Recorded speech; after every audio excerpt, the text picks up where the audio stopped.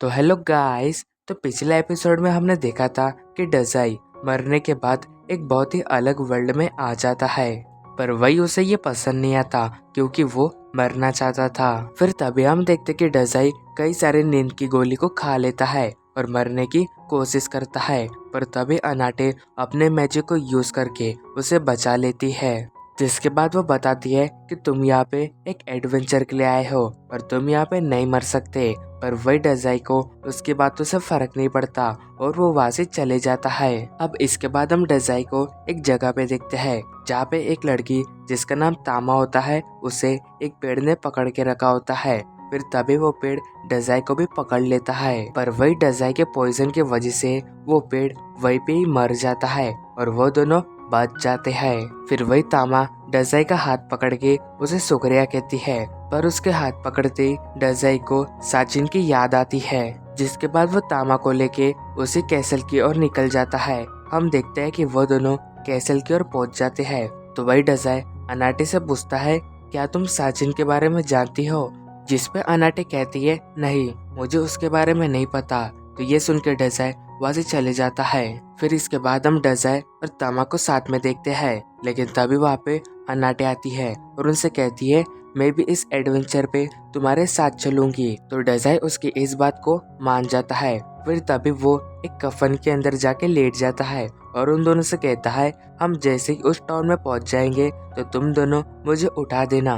और वही वो दोनों डजाई की इस बात को मान जाते हैं। जिसके बाद से शिफ्ट होता है और हम एक बहुत ही बड़े टाउन को देखते हैं। अब वही अनाटे और टामा डजाई को उठा देते हैं और जैसे डजाई उस टाउन को देखता है तो वो बहुत ही हैरान होता है और कहता है, सच में ये वर्ल्ड बहुत ही अलग है। तो वही अनाटे कहती है, अगर हमें इस टाउन में घूमना है तो सबसे पहले हमें यहाँ के किंग से मिलना चाहिए। तो अब इसके बाद हम वहाँ के किंग को देखते हैं जो कहता है, तुम्हारा यहाँ पर स्वागत है, मेरा नाम थॉमस है।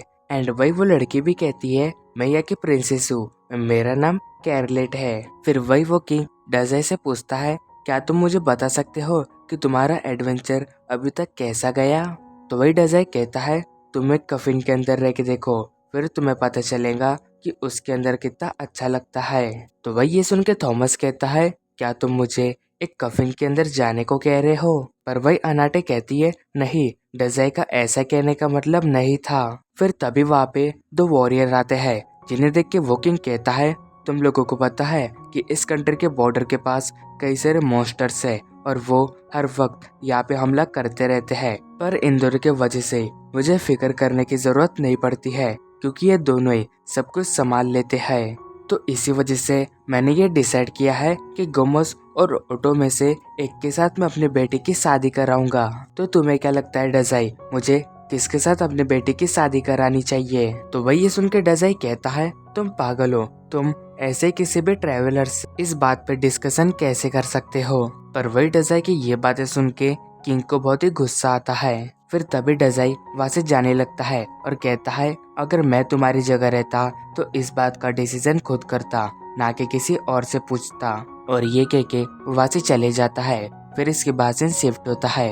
हम देखते कि डजाई को नींद नहीं आ रही होती है। तो तभी अनाटे उससे कहती है, तुम्हें नींद क्यों नहीं आ रही है? क्या तुम्हें साचिन की याद आ रही है? पर तभी अनाटे को कुछ दिखाई देता है और वो जैसे ही देखती है तो वहाँ पे तामा सोई होती है। वही ये देख के उसे बहुत ही गुस्सा आता है, जिसके बाद वो तामा के साथ लड़ने लगती है।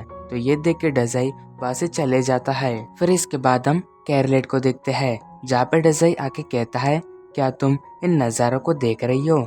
जिस पे कैरलेट हमें जवाब देती है। पर वही डजाई कहता है, ये कितना अच्छा है, मुझे इसमें डूब के मर जाने का मन कर रहा है। जो सुन के कैरलेट बहुत ही हैरान होती है। तो वही डजाई कहता है, तुम यहाँ पे खड़े होके किस बारे में सोच रही हो? जिस पे कैरलेट कहती है, मुझे अभी भी नहीं समझ रहा कि मुझे उन दोनों में से किसे चूज करना चाहिए। अगर मैं गोमोस की बात करूँ तो वो बहुत ही स्ट्रॉन्ग है और उसे मेरे फादर भी पसंद करते हैं और इस कंट्री को उसकी बहुत ही ज़रूरत है। और वही अगर मैं ओटो की बात करूँ तो वो मेरा बचपन का दोस्त है और उसने मेरा हमेशा बुरे वक्त में साथ दिया है और मुझे हमेशा खुश रखा है। तो वही डजाई ये सुन के कहता है, अभी मैं सब समझ गया, तुम ये इसलिए डिसाइड नहीं कर पा रही हो क्योंकि ये तुम्हारा डिसीजन नहीं है, तुम बस अपने फादर की वजह से ये सब सोच रही हो?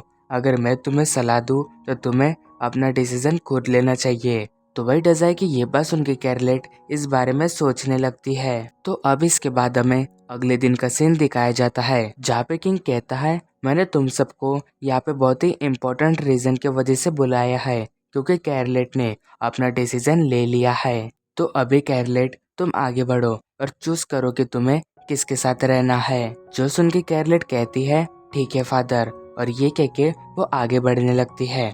फिर इसके बाद वो डजाई के सामने खड़े होकर कहती है मैं इस ट्रेवलर को ज्वाइन करती हूँ। जो सुन के वहाँ पे सब लोग बहुत ही ज्यादा हैरान होते हैं और अनाटे तो ये सुन के बेहोशी होने वाली होती है। फिर वही कैरलेट डजाई से कहती है मैं तुम्हारी बात को समझ गई। ऑटो मुझे इसलिए पसंद था क्योंकि उसके गानों की वजह से मैं हमेशा खुश रहती थी। और वही अगर मैं गोमोस की बात करूँ तो हमेशा मुझे उसके अंदर से बहुत ही गंदी स्मेल आती थी। मैंने तुम्हें इन दोनों में से किसी एक को चूज करने को कहा था। फिर तभी किंग उससे कहते हैं ये तुम क्या बात कर रही हो, क्या तुम पागल हो गई हो? पर तभी पहली बार कैरलेट अपने फादर को जवाब देती है नहीं फादर, मैं आपकी इस बात को नहीं मान सकती, क्योंकि मुझे अपनी भी लाइफ जीनी है और इसी वजह से मैंने ये डिसाइड किया है कि मैं डजाई के साथ ही जाऊंगी। तो ये सुनकर डजाई कहता है तो क्या तुम भी हमें ज्वाइन करना चाहती हो? जिसपे कैरलेट उसे हाँ कहती है। मगर तभी उनके पास गोमुस आता है और कहता है क्या तुम्हें मेरे अंदर से बास आती थी? लगता है तुम्हारी नाक बहुत ही तेज है। फिर तभी वो अपने मास्क को उतार देता है और हम देखते हैं कि वो एक बहुत ही बड़ा मॉन्स्टर होता है जिसका नाम लॉर्ड गोमोस होता है। तो अब इसके बाद वो गुस्से में उन लोगों पे हमला कर देता है। वो सारी जगह को तबाह करने लगता है। वहाँ पे जितने भी गार्ड्स होते हैं वो उन सबको हरा देता है। फिर तभी हम देखते हैं कि तामा उसके ऊपर अटैक करती है, जिससे हमें पता चलता है कि तामा एक बहुत ही अच्छी मार्शल आर्ट आर्टिस्ट है। अब वही ऑटो अपने नए गाने को बजाने लगता है। तो ये देख के तामा को लगता है कि इससे वो मॉन्स्टर खत्म हो जाएगा, पर इस गाने के वजह से उस मॉन्स्टर को कुछ नहीं होता। जो देख के तामा कहती है ये गाना किस मतलब के लिए तुमने बजाया था?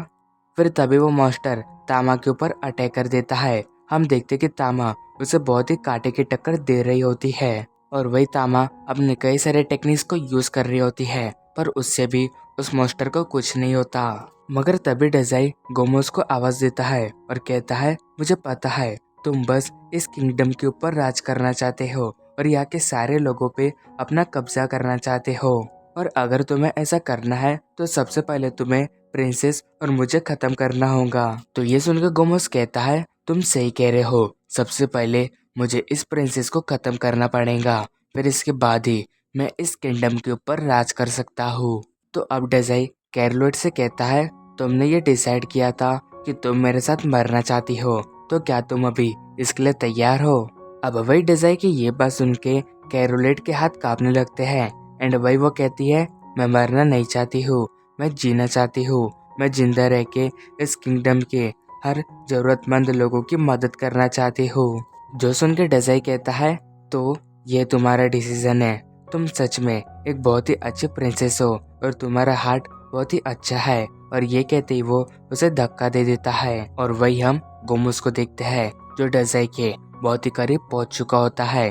मगर तभी अनाटे अपने मैजिक को यूज करती है और डजाई के सामने एक शील्ड को क्रिएट करती है, जिससे कि वो बुल उसके ऊपर टकराता है और उसके जो सींग होते हैं वो टूट जाते हैं। जिसके बाद तामा उसके ऊपर अपने कैट पाल्म से अटैक करती है, जिससे कि गोमोस उस दीवार को तोड़ते हुए बाहर निकलता है और नदी के अंदर गिर जाता है और वही वो लोग इस फाइट को जीत जाते हैं। तो वही तामा अनाटे से कहती है तुम्हारा मैजिक बहुत ही अच्छा था और इसी वजह से हम उसे हरा पाए। एंड वही हम किंग को देखते हैं जो कैरलोट से कहता है मुझे माफ कर दो, मैंने तुम्हारे साथ बहुत ही गलत किया।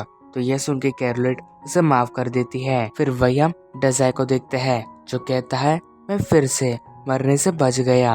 और इसी के साथ हमारा ये एपिसोड एंड होता है। Thank you so much for watching my video.